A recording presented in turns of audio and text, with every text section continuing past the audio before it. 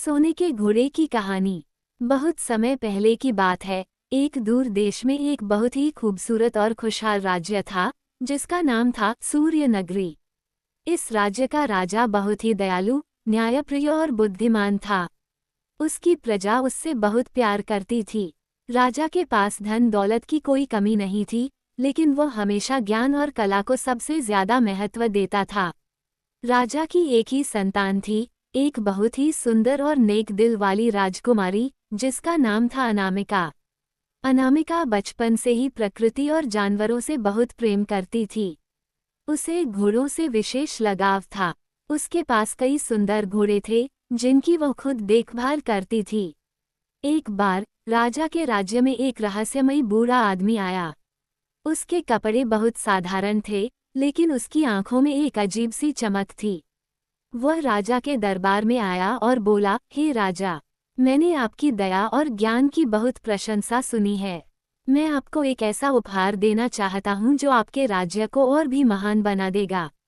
राजा ने मुस्कुराते हुए पूछा, क्या उपहार है महाशय?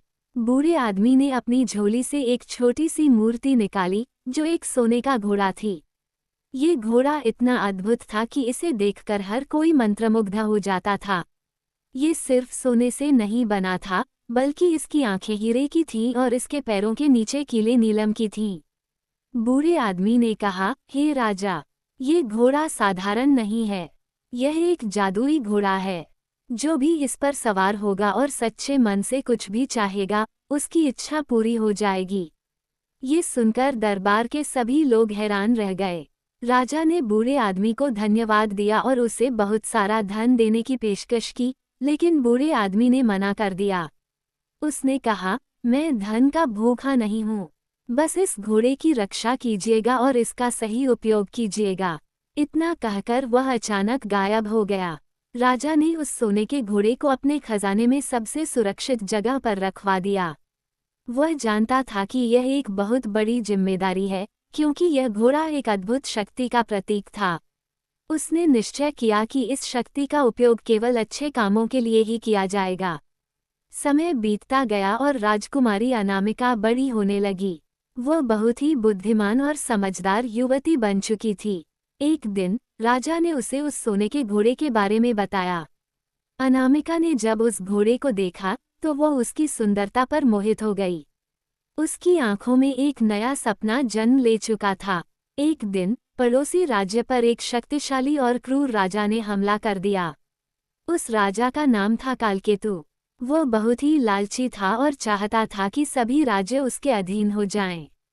कालकेतु की सेना बहुत विशाल थी और उसने सूर्य नगरी की सीमा पर डेरा डाल दिया।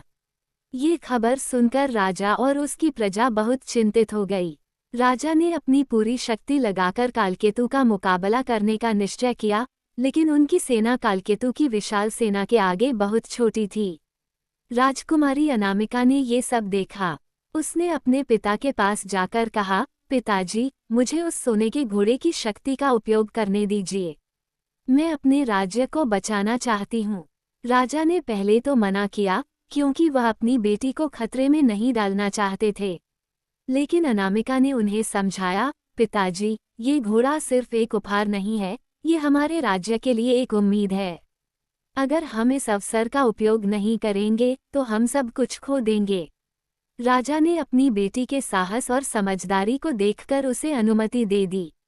अनामिका ने सोने के घोड़े को खजाने से निकाला। उसने घोड़े पर सवार होकर कालकेतु की सेना की ओर रुख किया। जैसे ही वह घोड़े पर बैठी, घोड़े से एक अद्भुत रोशनी निकलने लगी और वह चमकने लगा। अनामिका ने आंखें बंद करके सच्चे मन से प्रार्थना की, हे जादुई घोड़े, मैं अपने राज्य, अपने पिता और अपनी प्रजा की रक्षा करना चाहती हूँ। मेरी इच्छा है कि कालकेतु की सेना बिना किसी युद्ध के वापस चली जाए और इस भूमि पर शांति बनी रहे। जैसे ही उसने अपनी आंखें खोली, एक चमत्कार हुआ। सोने का घोड़ा हवा में उड़ने लगा और उसकी चमक से पूरा आसमान जगमगा उठा। कालकेतु की सेना ने जब यह अद्भुत दृश्य देखा, तो वे डर गए। उन्हें लगा कि कोई दैवीय शक्ति उनकी राह रोक रही है। कालकेतु ने अपनी सेना को आगे बढ़ने का आदेश दिया, लेकिन कोई भी सैनिक आगे नहीं बढ़ पाया। उनके घोड़ों ने भी आगे जाने से इनकार कर दिया। अचानक एक तेज हवा चली और उनके तंबू उखड़ गए। आसमान में बिजली चमकने लगी और उन्हें एक अदृश्य शक्ति का एहसास हुआ। कालकेतु को ये देखकर अपनी हार का एहसास हुआ। उसने समझा कि वह किसी साधारण राज्य से नहीं, बल्कि किसी दैवीय शक्ति से लड़ रहा है। उसने अपनी सेना को वापस लौटने का आदेश दिया और बिना युद्ध के ही वे पीछे हट गए। सूर्य नगरी में सब बहुत खुश थे। लोगों ने राजकुमारी अनामिका का स्वागत एक सच्चे योद्धा की तरह किया। राजा को अपनी बेटी पर बहुत गर्व हुआ। उसने सोने के घोड़े को फिर से सम्मान के साथ खजाने में रखवा दिया, लेकिन अब वह सिर्फ एक वस्तु नहीं थी, बल्कि अनामिका के साहस और बुद्धिमत्ता का प्रतीक बन चुकी थी। इस घटना के बाद राजा ने सोने के घोड़े का उपयोग केवल जरूरतमंदों की मदद के लिए किया।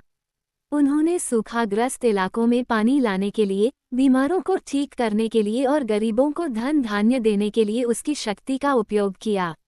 एक दिन राजकुमारी अनामिका को एक और मुश्किल का सामना करना पड़ा। एक बड़ा भूकंप आया, जिससे पूरे राज्य में तबाही मच गई। कई घर ढह गए और लोग बेघर हो गए।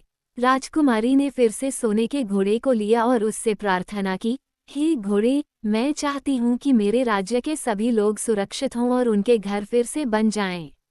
सोने का घोड़ा फिर से चमक उठा और उसकी शक्ति से एक एक करके सभी घर फिर से खड़े हो गए। जो लोग घायल थे, वे भी ठीक हो गए। पूरा राज्य एक बार फिर खुशहाल हो गया। इस प्रकार राजकुमारी अनामिका ने उस जादुई सोने के घोड़े की शक्ति का सही उपयोग किया।